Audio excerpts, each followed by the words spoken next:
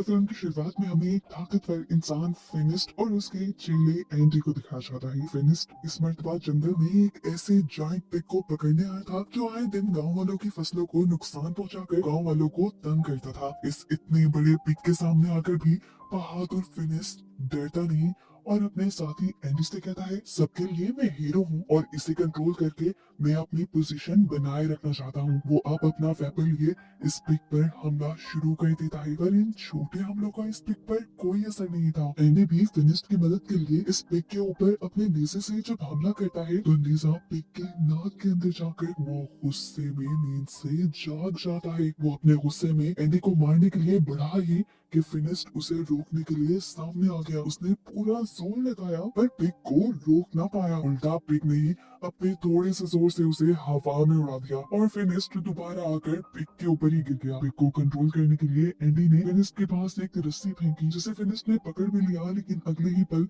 वो पिग उड़ने लगा था। फिनिस्ट ने इसी रस्सी को उस पिग के दोनों पंखों और उसके सींग के इर्द गिर्द बांध कर उसे अपने कंट्रोल में कर लिया और फिर उसे अपने इशारों पर उड़ाते हुए ले गया गांव के अंदर। और जब सबने देखा कि इतने बड़े पिग को भी फिनिस्ट ने अपने कंट्रोल में कर लिया था तो सारे अब फिनिस्ट के नारे लगाने लगे। इसी क्राउड के अंदर बाबा याका नामी एक जादूगरनी भी थी जो फिनिस्ट से कहती है, अगर तुम्हारे अंदर इतना जोर है तो तुम साबित करके दिखाओ। मेरे घर के सामने वाली नदी में एक बहुत बड़ा पत्थर आ गया है जिससे पानी आगे नहीं जा पा रहा। अगर तुम उसे हटा दो तो मैं तुम्हारा टैलेंट मान जाऊंगी। फिनिस्ट ये बात अना पे ले लेता है कि मैंने इतने बड़े बड़े काम किए और तुम मुझे इतना सा काम करने को कह रही हो। वो अब अपने बहादुरी के किस्से सुनाने लगा तो याका बोली, क्या पता इसमें से कितने असल हैं और कितने नकल। ये सुनकर सब हंसने लगे और फिनिस्ट गुस्से में चला गया अपने घर। उसे अब यागा पर बहुत गुस्सा आ रहा था। आज सब उसकी बहादुरी की तारीफ करने के बजाय उसका मजाक उड़ाने लगे थे। उसे अपनी इस बेइज्जती का बदला लेना था। उसे कुछ ऐसा करना था जिससे दोबारा सब उसकी वाहवाही करे। तो एंडी कहता है,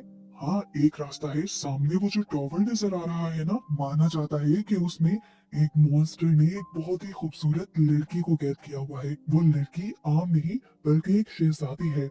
अगर आप उस मॉन्स्टर को मारकर उस शहजादी को आजाद करवा लें तो आपके किस्से पूरी दुनिया में मशहूर हो जाएंगे। बस फिर क्या था, फिनिस्ट ने इरादा कर लिया उस मॉन्स्टर से लड़ने का और रात होते ही अपने साथी एंडी के साथ उस टॉवर के लिए निकल गया। और यहाँ आकर उसने देखा कि पहले से ही बहुत सारे वॉरियर्स उसी मॉन्स्टर को हराने के लिए आए थे, लेकिन उन्हें नाम का कोई लालच नहीं था। उन्हें लालच था शहजादी का और दौलत का। वो फिनिस्ट से पूछते हैं कि अगर हम सबने मिलकर उस मॉन्स्टर को हरा दिया तो शहजादी किसको मिलेगी।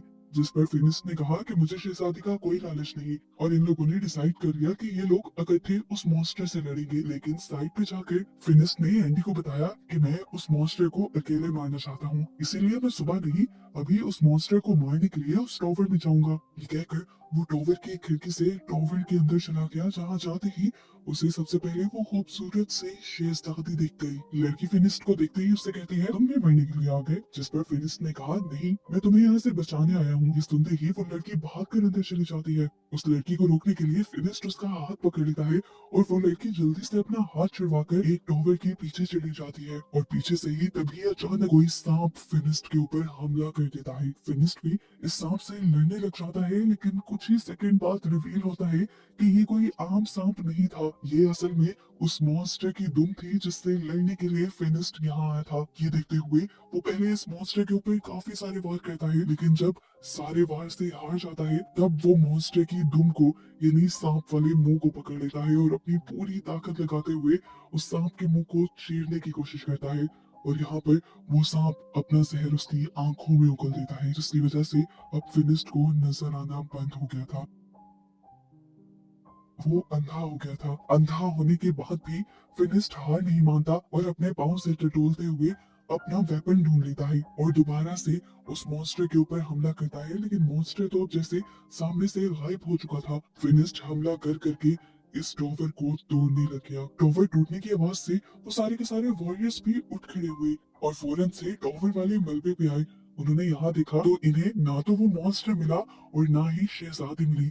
बस मलबे में दबा फिनिस्ट इन्हें दिखा। एंडी को जब पता चला कि फिनिस्ट की आंखें चली गई हैं तो वो उसे लेकर अब उसके घर छोड़ देता है। फिनिस्ट बहुत ज्यादा एग्रेशन में था, गुस्से में था अपनी आंखों के चले जाने की वजह से। उसकी ये हालत एंडी से देखी नहीं जाती और वो बाबा यागा के पास जाता है। उसने बाबा यागा को सब बताया कि किस तरह फिनिस्ट की आंखें चली गई हैं और वो उससे मदद लेने के लिए आया है। लेकिन बाबा यागा ने उसकी मदद करने के लिए साफ इनकार कर दिया, क्योंकि फिनिस्ट ने भी उसकी मदद नहीं की थी। ये बात जब फिनिस्ट को पता चली तो वो बहुत उदास हो गया। वक्त गुजरता रहा और एंडी ने भी उसके पास आना अब कम कर दिया था। वो अपने सारे काम किसी तरह करता था, बाहर जाकर फल भी खरीद के लाता था, लेकिन रास्ते में ही बच्चे उसका फल चुरा लिया करते थे, क्योंकि उसे नजर तो आता नहीं था। अब तो उसके पैसे भी खत्म होने लगे थे। एक दिन जब एंडी उसके घर आया तो उसने गुस्से में एंडी को खुद ही कह दिया कि तुम्हारे लिए मेरे पास कोई काम नहीं, तुम चाहो तो अपना दूसरा काम ढूंढ लो।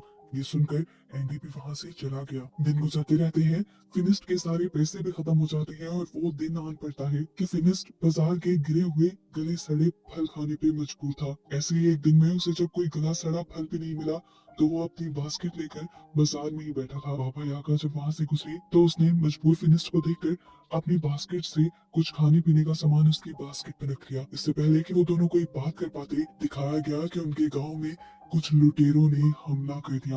ये लुटेरे यहाँ पे धड़ाधड़ लोगों को मार रहे थे। फिनिस्ट शायद देख नहीं सकता था, लेकिन वो सुन रहा था कि कैसे लोग मर रहे थे, तड़प रहे थे। अब जैसे ही लुटेरे उसके भी पास आते हैं तो वो लुटेरों की आवाज सुनकर उनके ऊपर हमला कर देता है। देख ना पाने के बावजूद भी उनकी आहटें सुन सुनकर वो एक वक्त में 2 से 3 डाकुओं से लड़ रहा था। ये देखते हुए दूसरा डाकू, जो कि घोड़े पे सवार था, वो फिनिस्ट को काबू करने के लिए उसके ऊपर रस्सी फेंकता है, लेकिन फिनिस्ट उसी की रस्सी पकड़कर उसी को घोड़े से नीचे उतार देता है। उसने इसे भी अपनी तरफ खींच के खूब धुलाई की और अब डाकुओं ने उसे कंट्रोल करने के लिए पीछे से उसके ऊपर वार किया और वो वहीं पर बेहोश हो गया। उसे होश आया तो वो एक जहाज में था। उसकी गर्दन और हाथों को लकड़ी में बंद किया गया था उसे कंट्रोल करने के लिए, और दिखाया गया कि इसी जहाज में उनके साथ बाबा यागा और गांव के और लोग भी थे।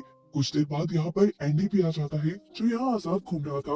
बाबा यागा ने उससे पूछा, तुम आजाद कैसे? एंडी ने बताया, मैंने इन डाकुओं को यकीन दिलाया है कि मैं उनकी मदद कर सकता हूँ और मैं उनके लिए तुम पर भी निगरानी रखूंगा, इसीलिए मैं आजाद हूँ। इस टाइम उसके पास एक सोने का चिराग भी था, जो वो डाकुओं से चुरा कर लाया था और इन सबको दिखा रहा था। वो कहता है कि मैं इसको बेचकर पैसे कमाऊंगा।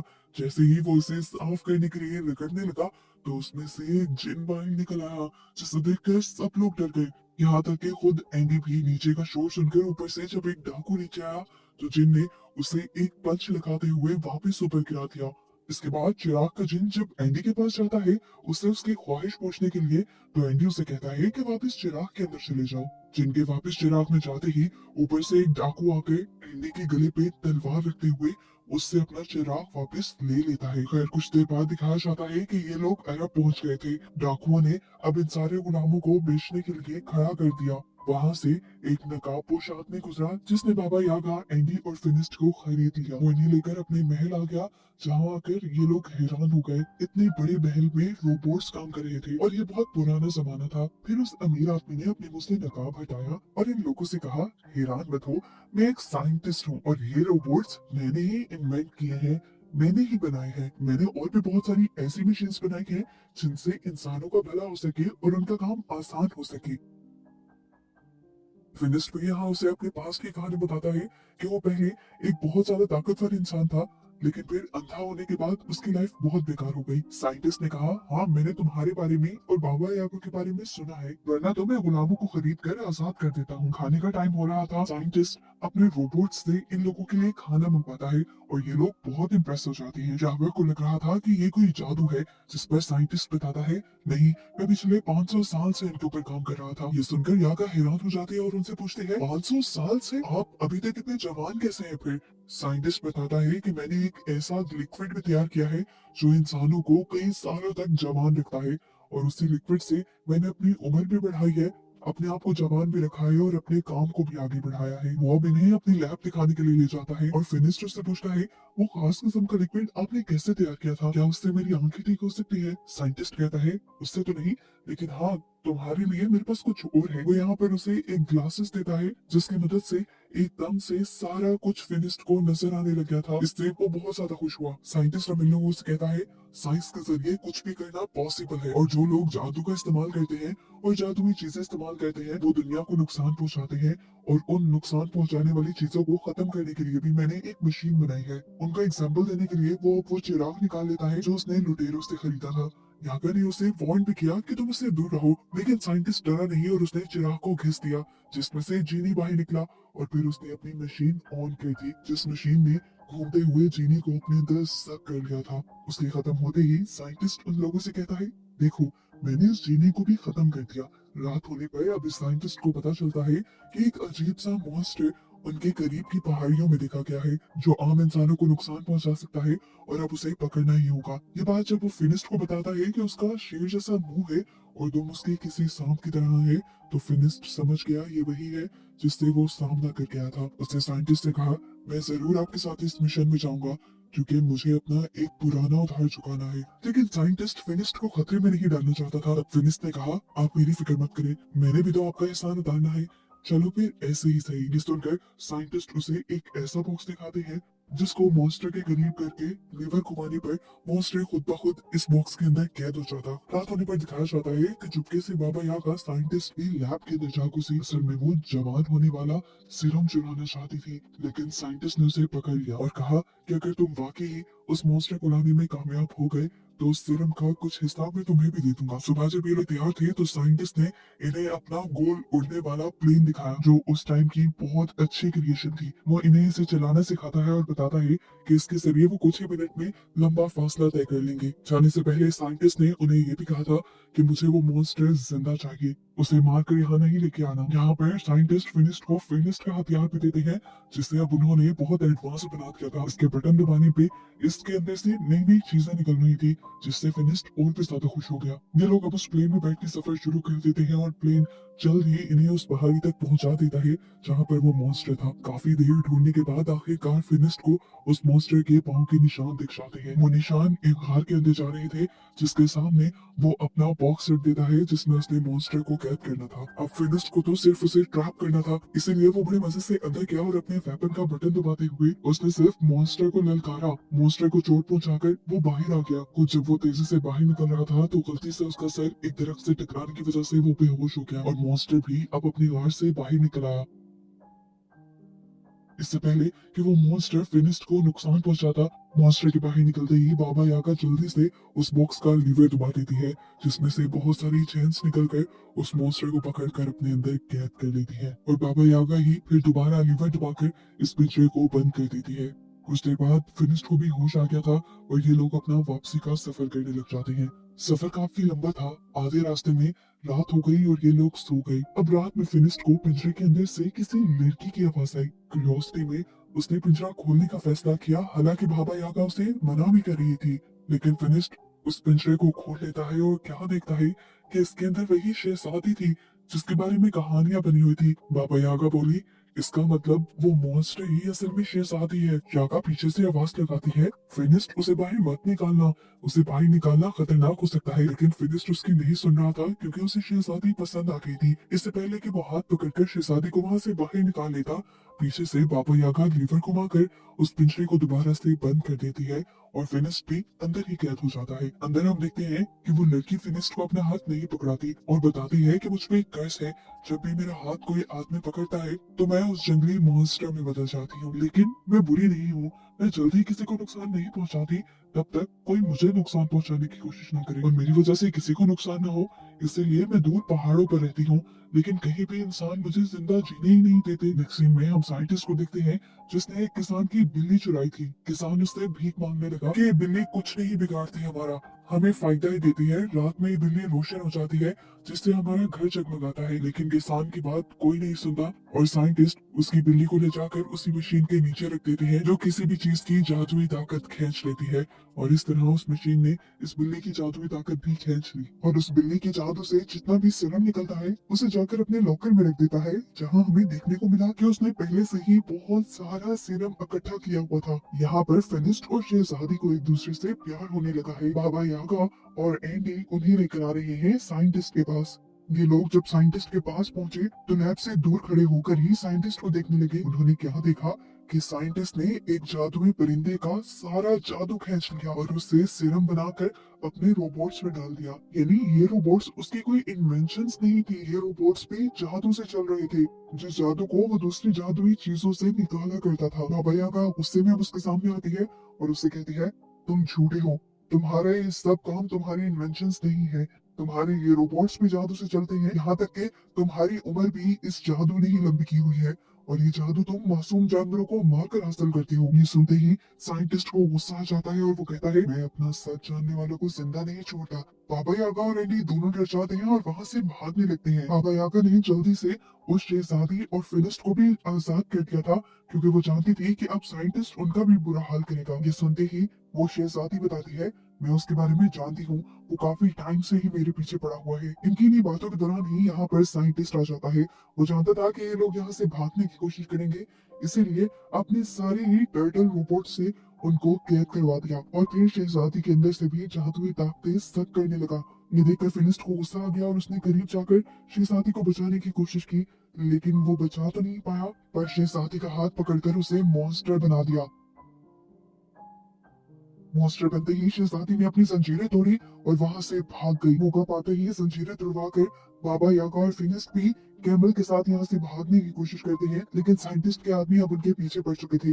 बाबा यागा अपने जादू से अपने हाथ में मौजूद तरबूज के कुछ बीजों को तरबूज में बदल कर उनके ऊपर हमला करती है और दूसरी तरफ वो साइंटिस्ट अब अपना एक बहुत बड़ा टर्टल निकाल लेता है बाबा यागा और फिनिस्ट को पकड़ने के लिए। वो किसी भी हाल में पकड़कर उन्हें मारना चाहता था।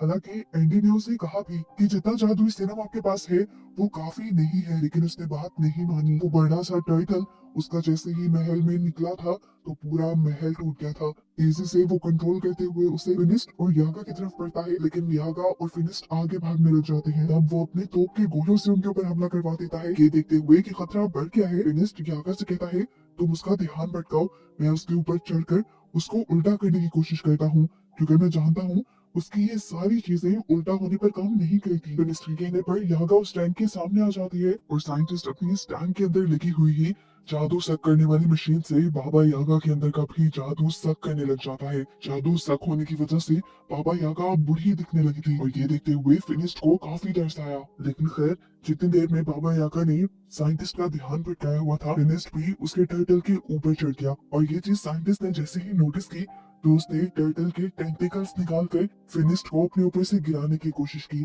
फिनिस्ट तो नहीं गिरा, लेकिन उसका चश्मा गिर गया जिससे उसे नजर आना बंद हो गया। उसका चश्मा गिरते हुए बाबा यागा देख चुकी थी, इसीलिए बाबा यागा अब उसे नीचे से देख देख के लड़ने की इंस्ट्रक्शन देती है।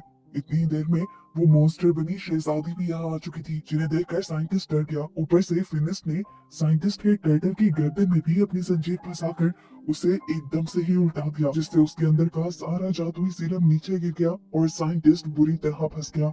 अपने आप को बचाने के लिए वो अपने जादुई पंखों से उड़ना तो चाहता था, लेकिन उड़ भी नहीं पाया और अपने ही जादुई सीरम में गिरकर मर गया। यहाँ दिखाया गया कि ज्यादा जोर लगाने की वजह से फिनिस्ट भी बेहोश हो चुका था। शहजादी उसको ऐसे गिरा हुआ देखकर रोने लगी, क्योंकि अब शहजादी को उससे प्यार हो गया था। उसके आंसू जैसे ही फिनिस्ट की आंखों पर गिरे तो फिनिस्ट को होश भी आ गया और सरप्राइजिंगली उसकी नजर भी वापस ठीक हो गई। यहाँ पर फिनिस्ट उससे अपने प्यार का इजहार करता है और हमेशा साथ रहने को कहता है, लेकिन शहजादी उसे बताती है कि कर्स की वजह से मैं तुम्हारे साथ रहना नहीं चाहती। हालांकि मैं ला कैसे चाहूंगी। तो फिनिस्ट उदास हो जाता है और अपने बाकी साथियों के साथ अपने गांव वापस आ जाता है। वो अभी भी शहजादी की याद में पागल हो रहा था, जबकि यहाँ दिखाया गया कि बाबा यागा दोबारा से जवान होने की रेसिपी ढूंढ रही थी और तभी उसे कर्स हुई शहजादी के कर्स को ठीक करने का एक तरीका मिल जाता है।